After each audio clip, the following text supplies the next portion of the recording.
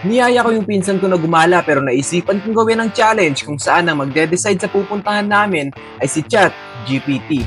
ChatGPT is a large language model chatbot created by OpenAI. It's essentially an AI that can engage in human-like conversations and generate text based on prompts. Meron lang kaming 3 oras na gawin ng challenge kasi biglaan lang naman ang lakad namin. Gusto lang din namin subukan ipatinuba ang mga ipapagawa ni ChatGPT. At isa rin sa dahilan na niyaya ko yung pinsan ko ay dahil hindi ko pa siya napapasyal sa buong buhay ko. Well, to introduce him, he is Enye, and he is an only child and our only cousin who live nearby us. This is the first time na magde-date kami kaya meron akong mga goal. Una, masunod ang mga sasabihin ni ChatGPT. Pangalawa, huwag lumagpas sa 3 oras kasi baka mapagalitan tayo ng mga parents niya. At pangatlo, ay ang mapasaya si Enye. Tara, simulan na natin yung challenge. Yo, what's up guys? Ano ba wala? Sabi si Lola guys. Ano ba mo Lola? Ayun lang.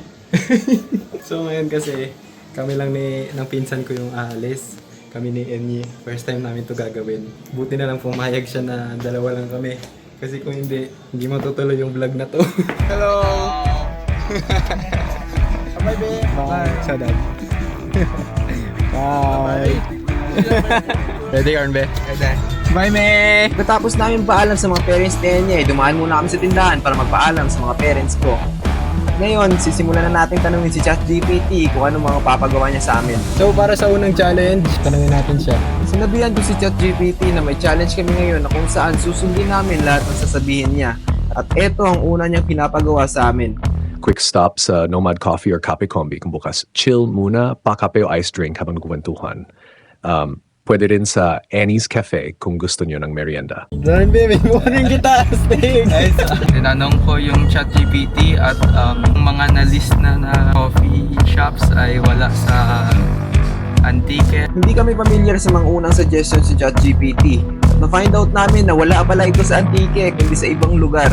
Apologies for the earlier confusion regarding coffee shop locations.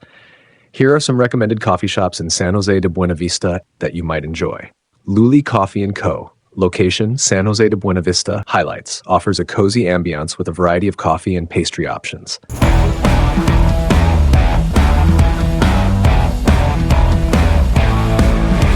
So yun na nga guys, di namin mahanap yung yung Nomad Cafe. Tinanong namin ulit si ChatGPT at ang sabi niya dito kami pumunta sa Luli's Cafe, which is nasa harap na natin. Ayan, yun siya guys.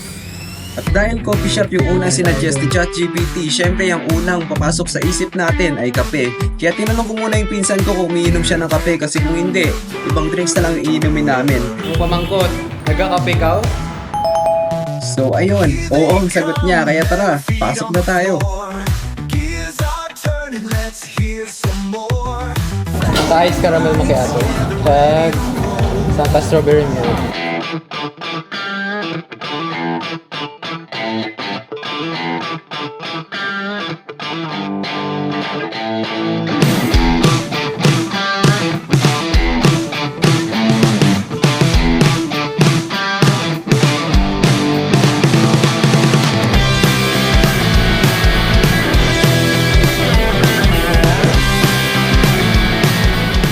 Dito ay napansin ko na pagkatapos maubos ang kape ng pinsan ko ay agad na siyang gumamit ng cellphone niya, which is nag-violate dun sa sinabi ni ChatGPT na makipagkwentuhan. Kaya naisip ko na sa susunod naming pupuntahan ay bawal na siyang mag-cellphone. So guys, tapos na tayo sa Luli's Cafe.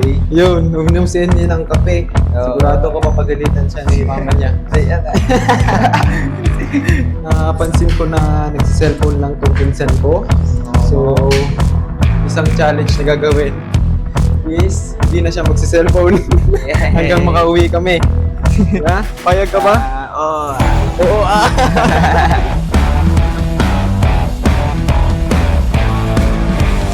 Museo Antiqueo, papuntang museo, nasa loob ng Old Capitol Compound. Explore local history, artifacts, at ang kwento ni Evelio Harrison. Yo guys, so ang susunod daw is yung Museo Antiqueño. So, masarap sa Luli's Cafe. Would go there again. Thank you.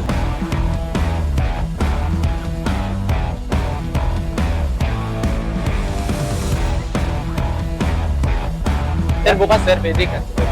Ay, sarado. Ano lang tanong, weekdays? Monday to Friday na. Sige sir. Thank you. Unfortunately, sarado ngayon si Museo Antiqueño, kaya naisipan namin tanungin si ChatGPT kung ano ang susunod naming gagawin. Sabi namin kay ChatGPT, sarado yung Museo Antiqueño. Tignan natin yung sagot niya, guys. So, ang sabi ni ChatGPT, Freedom Park Capitol Grounds. Magladlakad, pictorial, enjoy sa open space. May mga local stalls minsan nearby.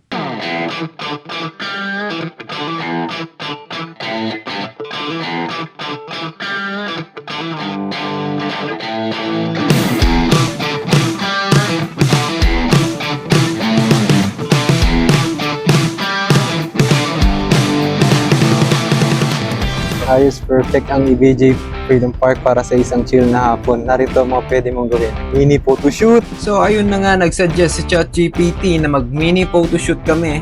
Kaya eto ang mga kuha naming dalawa. Ay, teka lang, may lumapit na vlogger sa amin at sinama niya kami sa content niya. Follow niyo na lang siya para mapanood niyo ang kanyang public prank na ginawa sa amin. Antique Spotted Team Ultimate. Single man ka? Single man. Ay, hindi sir. May girlfriend na ako. Siya may jowa! Panoorin nyo na lang yung full video sa kanyang page. At ngayon, mag-photoshoot na tayo kasama si Emmy. 1, 2, 3. 1, 2. Next. 1, 2, 3. Oh, good. Agad ba?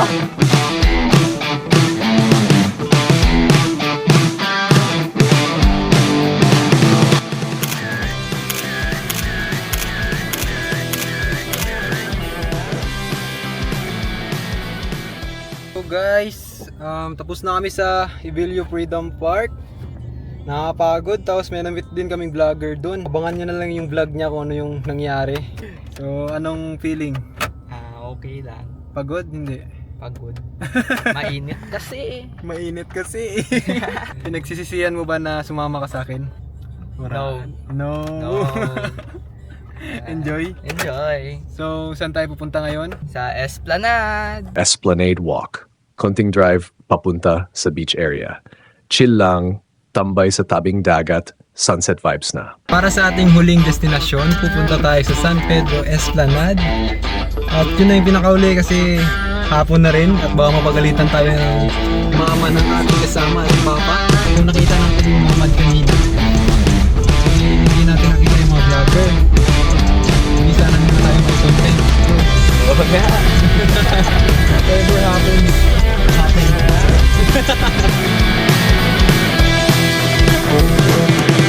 Kapag kaya bikang Jollibee. Jollibee! Sino Jollibee rin? Kami! Yan! So therefore, people na mga kabataan dyan. Ay, kabataan! Andito na tayo ngayon sa Esplanade at meron sila ditong pa-egg hunting. Pero habang hindi pa nagsisimula ay bumili muna kami ng merienda ni Enye.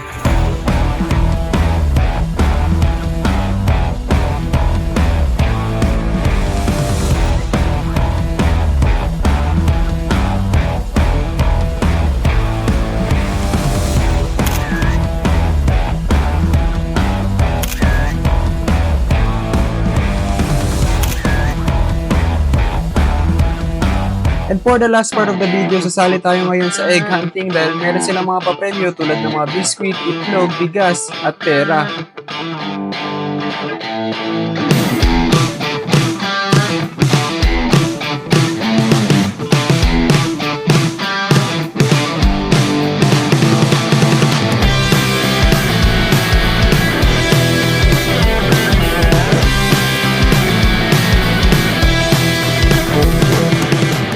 So, sinukuha na namin yung Mr. Egg Hunting. Wala kaming nahanap. Pero, sa tingin ko, merong deserving sa mga dog na yun. Kaya, pinigilan na. Uwi namin ngayon, guys. Pagod. Palubog na ang araw at wala pa rin kaming mahanap na itlog. Kaya nagdesisyon na lang kami ng pinsan ko na umuwi at tanggapin na lang ang pagkatalo. Kaya siguro hindi tayo napagbigyan ng tadhana ay dahil meron pang mga tao mas deserving sa mga premyo na yon. At ang importante sa akin sa araw na to ay magawa ko yung mga goal ko at sa tingin ko, successful naman ako. The reason you go on a journey is not for the prize but the journey itself. Uy!